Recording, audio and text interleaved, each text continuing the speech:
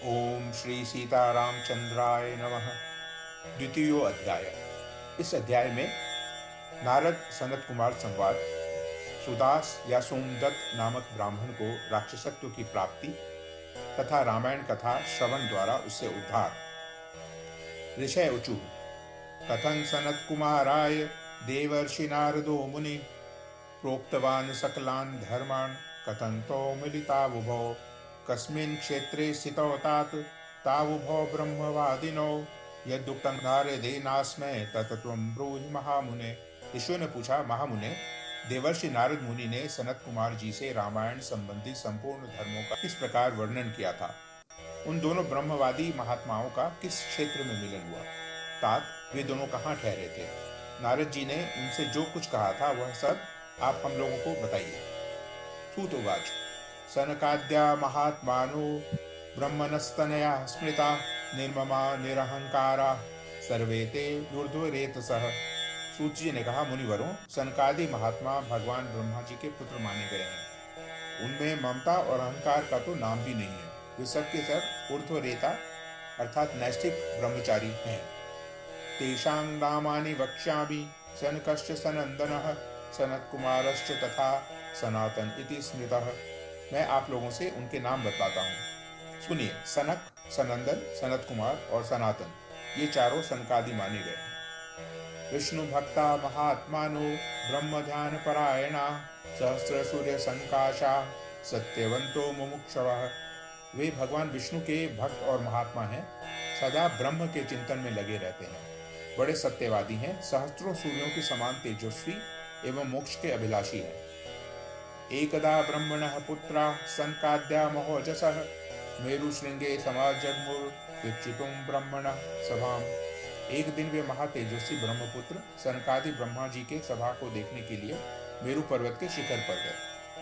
तत्र गंगा महापुण्यां विष्णुपादोद्भवां नदीं निरीक्ष्य स्नातुमुद्युक्ता सीताख्यां प्रथितोजसः। वहाँ भगवान विष्णु के चरणों से प्रकट हुई परम पुण्यमयी गंगा नदी, जिन्हें सीता भी कहते हैं, बह रही थी। उनका दर्शन करके वे तेजस्वी महात्मा उनके जल में स्नान करने को उद्यत हुए। एतस्मिन्नन्तरे विप्रा देवर्षिर्नारदो मुनिः आजगामोच्चरण नाम हरेर्नारायणादिकम्। ब्राह्मणों, इतने में ही देवर्षि नारद मुनि भगवान के नारायण आदि नामों का उच्चारण करते हुए वहां आ पहुंचे। नारायणाच्युतानंत वासुदेव जनार्दन यज्ञेश यज्ञ पुरुष राम विष्णु नमोस्तुते इत्युच्चरण हरेर्नाम पावयन्नखिलं जगत आज गाम सुवन गंगा मुनिर्लोकैक पावनीम। वे नारायण, अच्युत, अनंत, वासुदेव, जनार्दन, यज्ञेश, यज्ञ पुरुष, राम, विष्णु, आपको नमस्कार है। इस प्रकार भगवान नाम का उच्चारण करके संपूर्ण जगत को पवित्र बनाते हुए और एकमात्र लोक पावनी गंगा की स्तुति करते हुए वहां आए। अथायांतं समुद्रिक्ष्य सनकाद्या महोजसः यथार्हमर्हणं चक्रुर्व वंदे सोपितान् मुनीन्।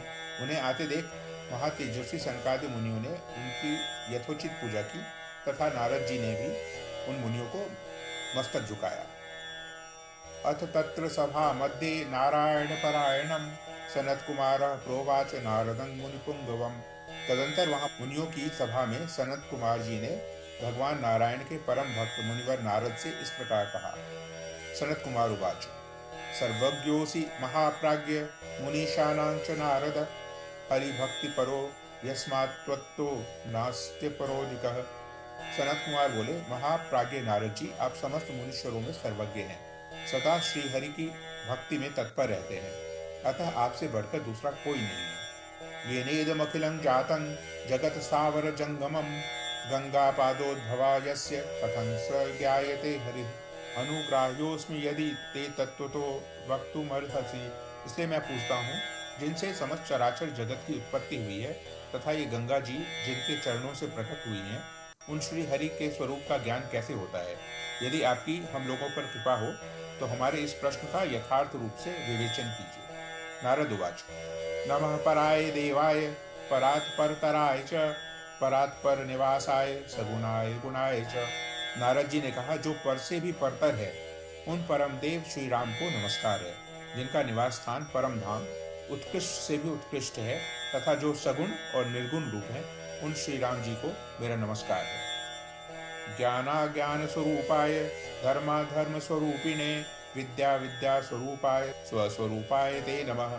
ज्ञान अज्ञान, धर्म अधर्म तथा विद्या और अविद्या, ये सब जिनके अपने ही स्वरूप हैं तथा जो सबके आत्मरूप हैं, उन आप परमेश्वर को नमस्कार है। योदित्य हंता नरकांतकश्च भुजाग्रमात्रेण च धर्म गोप्ता भूभार संघात विनोद कामं नमामि देवं रघुवंश दीपम।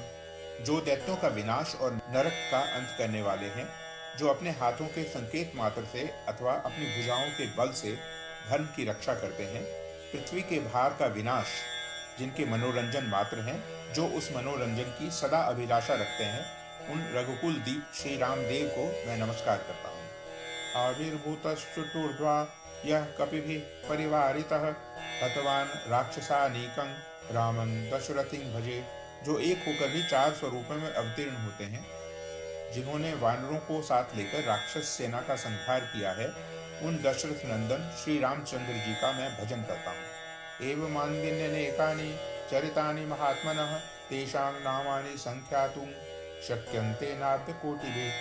भगवान श्री राम के ऐसे ऐसे अनेक चरित्र हैं जिनके नाम करोड़ों वर्षों में भी नहीं गिनाए जा सकते। महिमानं तु यन्नाम्नः पारंगन्तुं न शक्यते मनुभिश्च मुनीन्द्रैश्च कथं तं क्षुल्लको भजेत्। जिनके नाम की महिमा का मनु और मुनीश्वर भी पार नहीं पा सकते, वहां मेरे जैसे क्षुद्र जीव की पहुंच कैसे हो सकती है।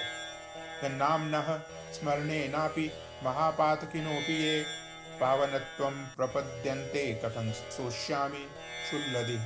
जिनके नाम के स्मरण मात्र से बड़े बड़े पातकी भी पावन बन जाते हैं, उन परमात्मा का स्तवन मेरे जैसा तुच्छ बुद्धि वाला प्राणी कैसे कर सकता है। रामायण परा ये तु भोरे कलयुगे दुजा त एव कृत्याश्च तेषां नित्यं नमोस्तुते। जो द्विज घोर कलयुग में रामायण कथा का आश्रय लेते हैं, वे ही कृतकृत्य हैं, उनके लिए तुम्हें सदा नमस्कार करना चाहिए।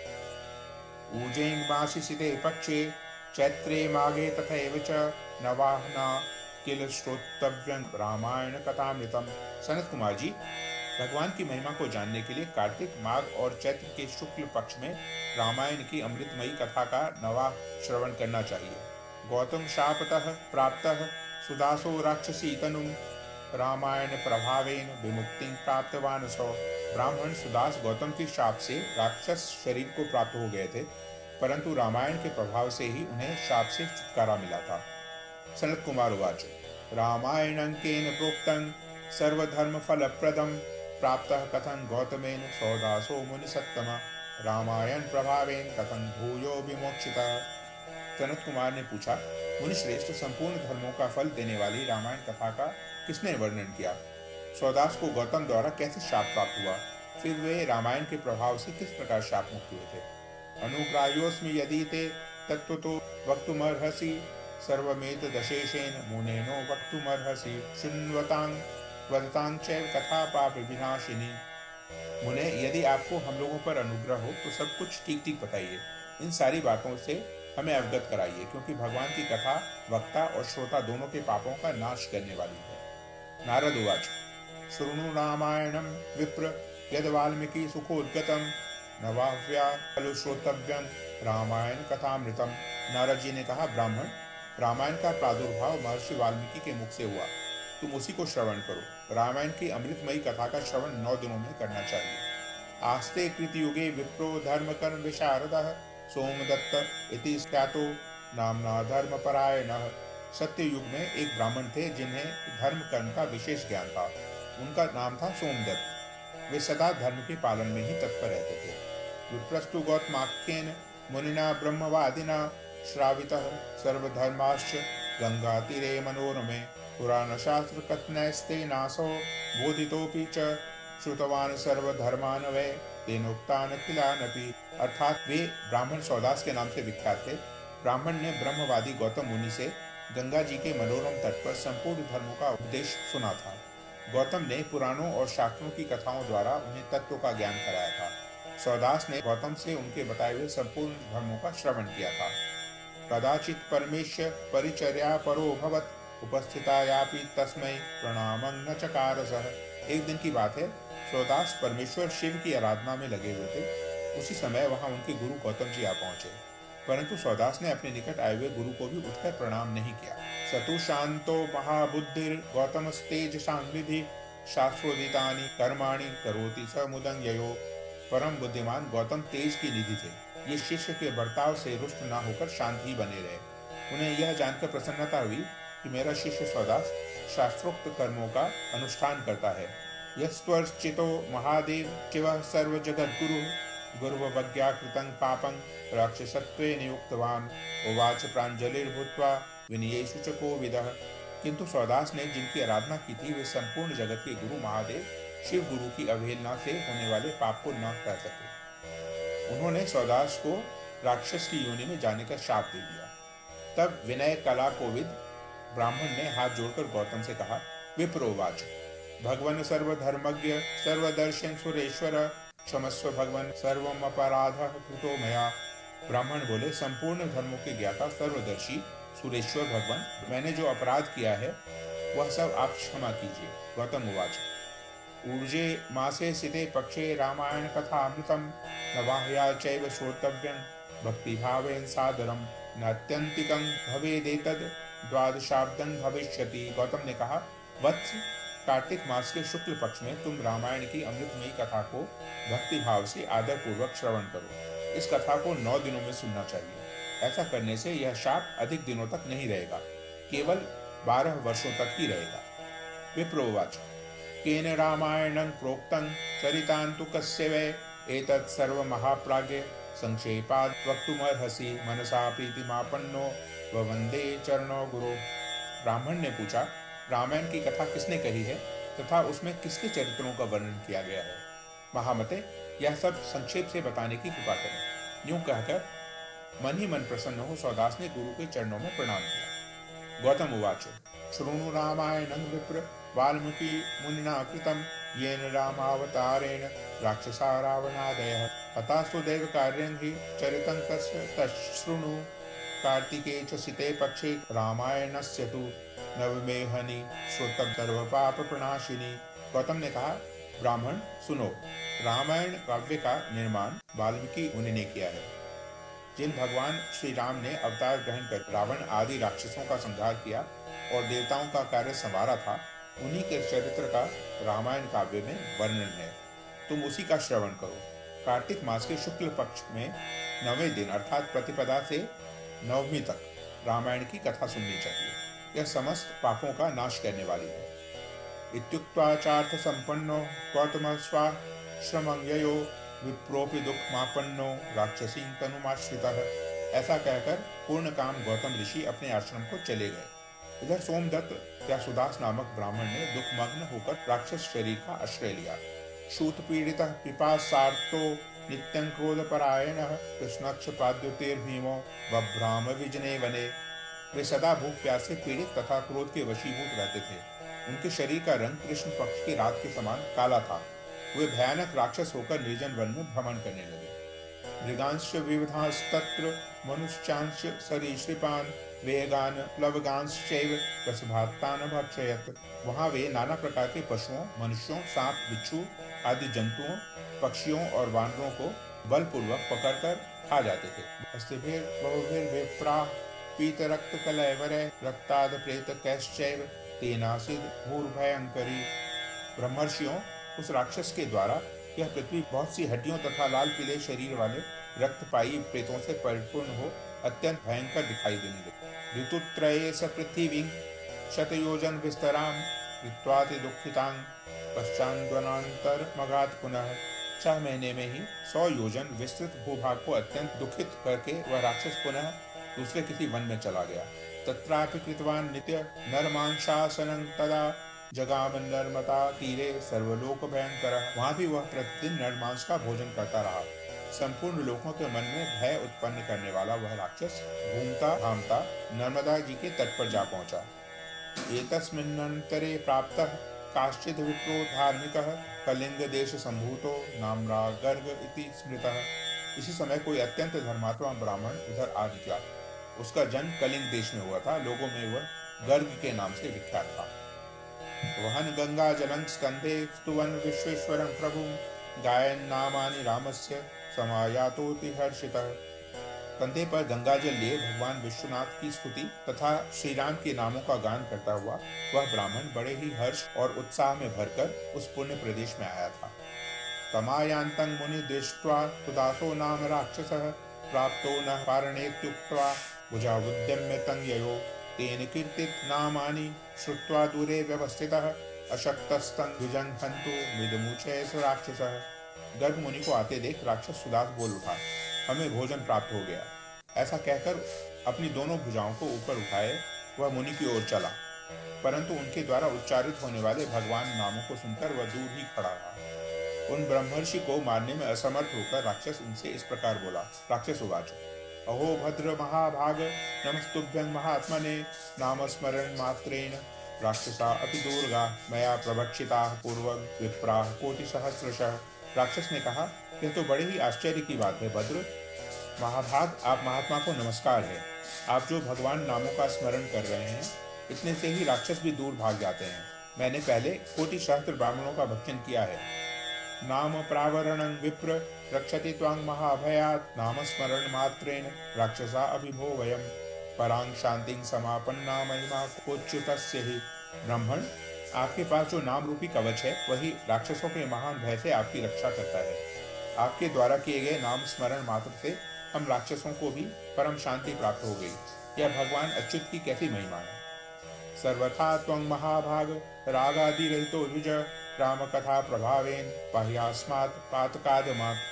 महाभाग ब्राह्मण, आप श्री राम कथा के प्रभाव से सर्वथा राग आदि दोषों से रहित हो गए, अतः आप मुझे इस अधम पातक से बचाइए। गुरु अवज्ञा मया पूर्वक कृता च मुनिस्सत्तमः कृतश्चानुग्रहं पश्चात् गुरुनोक्तमिदं वचः। मुनि श्रेष्ठ, मैंने पूर्व काल में अपने गुरु की अवहेलना की थी, फिर गुरु जी ने मुझ पर अनुग्रह किया और यह बात कही। वाल्मीकि मुनिना पूर्वं कथा रामायणस्य च ऊर्जे मासे सिते पक्षे श्रोतव्या च प्रयत्नतः। पूर्व काल में वाल्मीकि मुनि ने जो रामायण की कथा कही है, उसका कार्तिक मास के शुक्ल पक्ष में प्रयत्न पूर्वक श्रवण करना चाहिए। गुरुनापि पुनः प्रोक्तं रम्यं तु शुभदं वचः नवाह्या खलुं श्रोतव्यं रामायण कथामृतम्। इतना कहकर गुरुदेव ने पुनः यह सुंदर एवं शुभदायक वचन कहा, रामायण की अमृतमयी कथा 9 दिनों में सुननी चाहिए। तस्माद् ब्रह्मण महाभाग सर्वशास्त्रार्थ को विद कथा श्रवण मात्रेण पह्यस्मात् पाप कर्मणः।